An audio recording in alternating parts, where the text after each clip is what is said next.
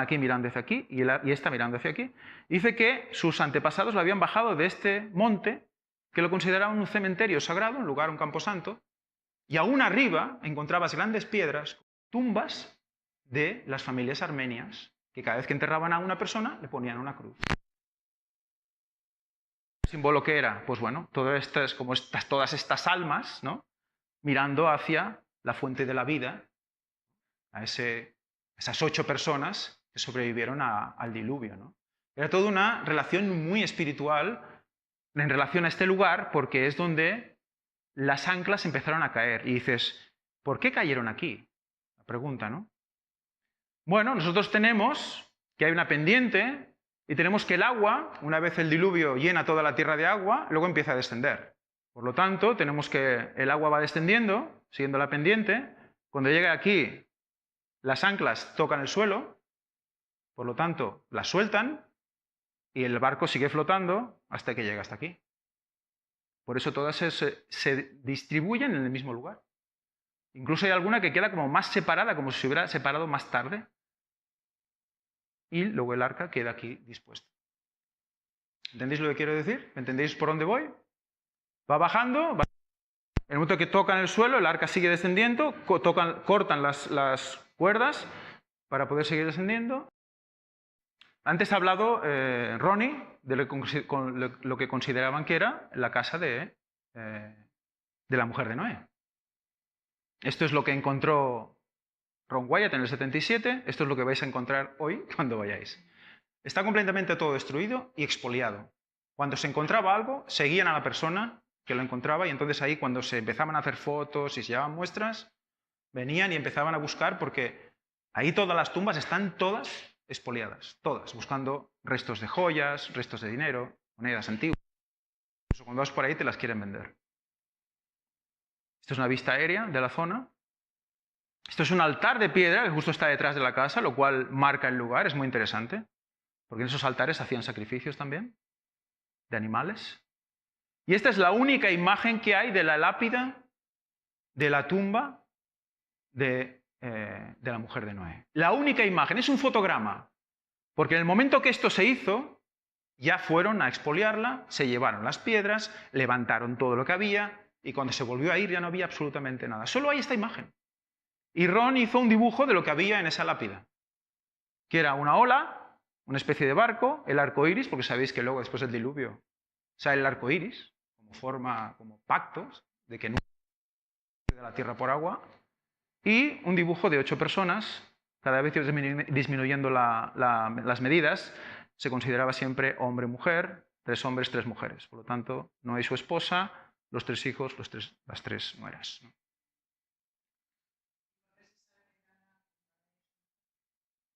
Por la marca de la lápida. El tamaño, claro, es como si la lápida era grande, pero después veían que el túmulo de tierra era muy grande, era de 4 metros largos. Yo menciono que antes medíamos Goliat, como si estuviera Goliat, pues medíamos 3 metros y medio, pero Goliat era mucho posterior a esto. Entonces, si vamos atrás, cuanto más atrás, más alto. Pues la mujer podría medir unos 4 metros y algo. Sí. ¿Fue esa tumba que encontraron en Meñique? No, eso fue en otro lugar. Pero eran elementos de esa medida. Tenemos en nuestro museo una muestra de un fémur humano de 1,20 m, que eso es un humano de 4 metros largos.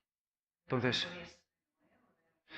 creo que decía de la mujer porque no recuerdo exactamente, pero parece que en la lápida había algo que marcaba a ella, de alguna manera, no sé por qué, pero sé que siempre se está hablando de la mujer de Noé, no de Noé. Esto es un escáner que hicieron unos señores de Nueva Zelanda, donde podéis ver una línea longitudinal, una línea perpendicular a la longitudinal, donde empiezan a verse cambios de material equidistantes y rectos. Por lo tanto, ¿qué tenemos? Tenemos una pared que va en esta dirección, otras que van en esta dirección, y por lo tanto tenemos habitaciones. ¿Veis de lo que hablo? ¿No? ¿Entendéis el diagrama? Las zonas más oscuras serían materiales más densos, y son perfectamente rectos y paralelos, y perpendiculares a otros que van en esta dirección. Esta es la viuda de Ron Wyatt, 2024, este año, fuimos a entrevistarla con Eneco y compañía. Este es el señor de Nueva Zelanda que hizo estos escáneres. Aquí tenéis toda la variabilidad de escáneres que hizo longitudinales. Vamos a centrarnos especialmente en este de la proa, que era la proa, donde empezamos a ver toda una serie de secciones equidistantes y ya una imagen que nos denota una costilla, una cuaderna. Las secciones equidistantes son unos troncos que iban en esta dirección que al hacer el escáner pues se ven como partidos por la mitad. Y eso serían todos los escáneres sumados. ¿Y qué tenemos? Un cuerpo inferior en forma de barco. Esto sería debajo de la superficie. Y esto para mí es de las más espectaculares, un escáner perpendicular en el cual vemos completamente la forma de las cuadernas, lo cual demuestra que es un barco inmenso. Esto sería un ejemplo hoy en día para entender un poco la disposición de estas costillas, ¿no? Y estos, se llama bao, ¿no? Estas vigas, que serían las que se han visto antes cortadas en la imagen, ¿no? Aquí tenemos un ejemplo a pequeña escala. Esta sería una de las costillas, que es famosa ya allí, porque es la única que queda como descarnada del arca. Estas son imágenes ya desde la prueba, donde vemos todas las costillas, las cuadernas saliendo por arriba, ¿no? Lo serían las puntas que quedan, probablemente de los negativos, en muchos casos, sobre todo en este lado. Aquí tenemos la popa. Esta es la zona donde quedó insertada, el arca insertada. Por eso esta parte es más ancha, del efecto del golpe queda más ancha. Y aquí vemos claramente el río de lava y el arca aquí, completamente diferente al resto de lo que está a su alrededor, flotando. El arca de hecho no cayó aquí, el arca cayó aquí. Esto era un volcán. Al explotar el volcán, la lava llevó el arca hasta aquí y quedó incrustada en este lugar. Esto es la proa. Aquí tenemos más imágenes que realmente son para quedarse un buen rato mirándolas.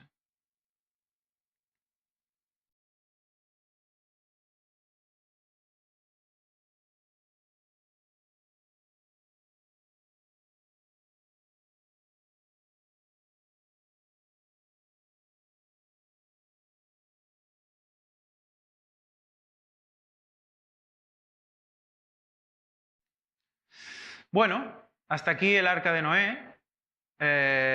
Vamos a hacer un descanso de 5 minutitos y si queréis seguimos luego con Sodoma y Gomorra, que veremos más pruebas. Si tenéis alguna pregunta, es el momento. Venga, va. ¿Sí? Muy bien. Pues nada, seguimos. Sodoma y Gomorra. ¿Os suena Sodoma y Gomorra? Sí, ¿verdad? Las ciudades de la llanura. ¿Qué pasó en Sodoma y Gomorra? ¿Por qué fue destruida así?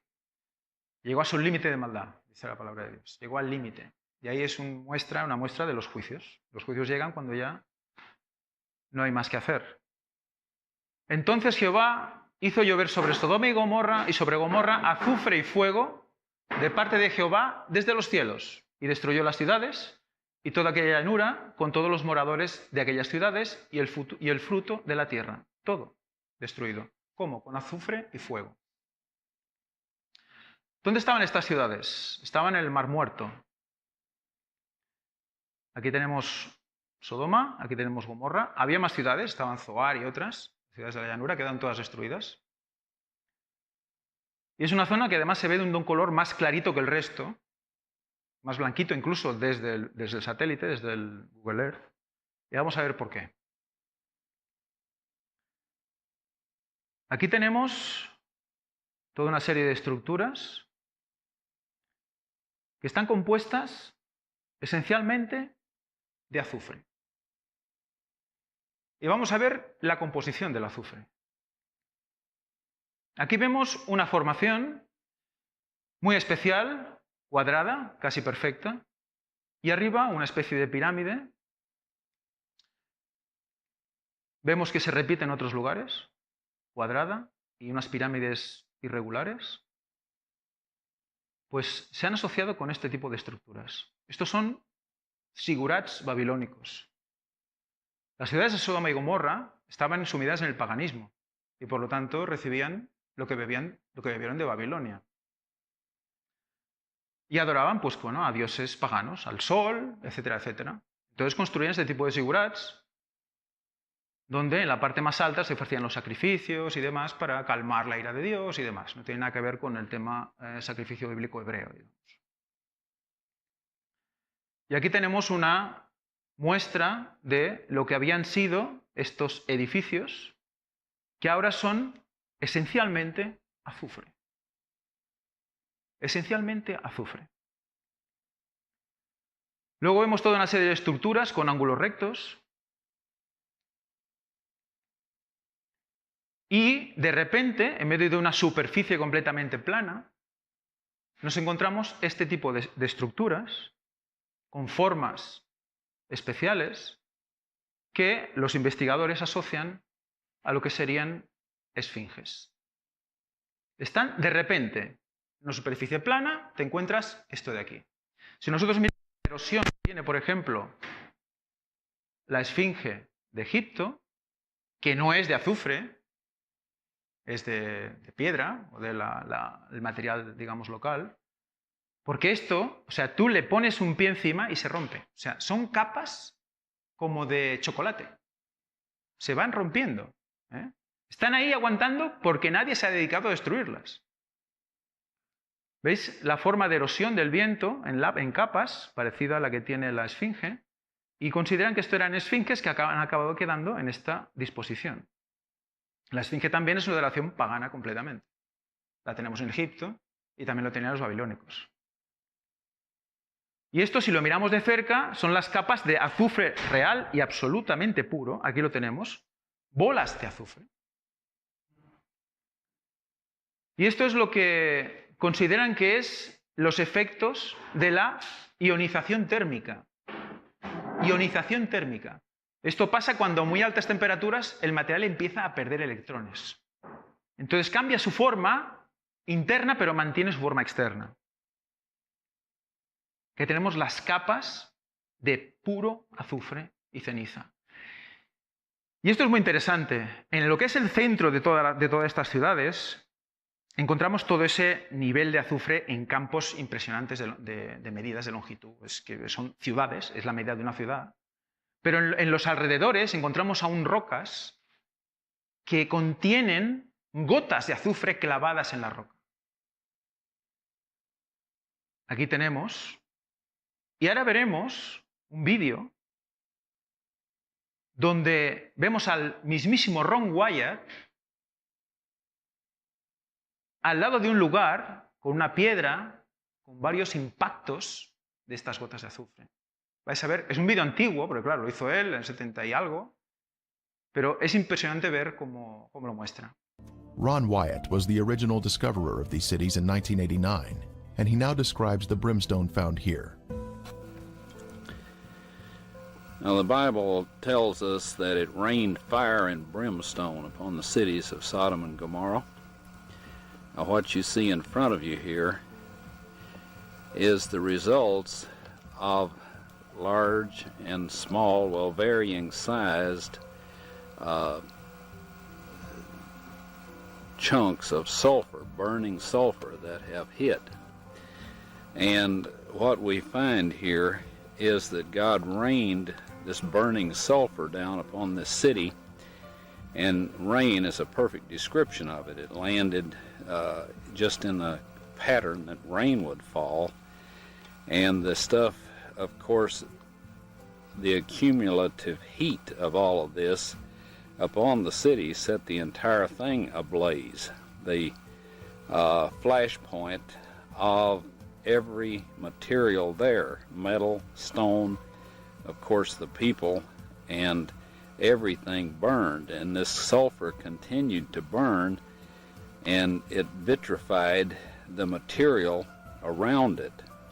After it had burned it all up, sealed itself off from the oxygen, and then of course smothered itself out. And in each of these little crystalline capsules here is a varying size chunk of sulfur, and there are millions of these in these ashes that we have here. A piece of the brimstone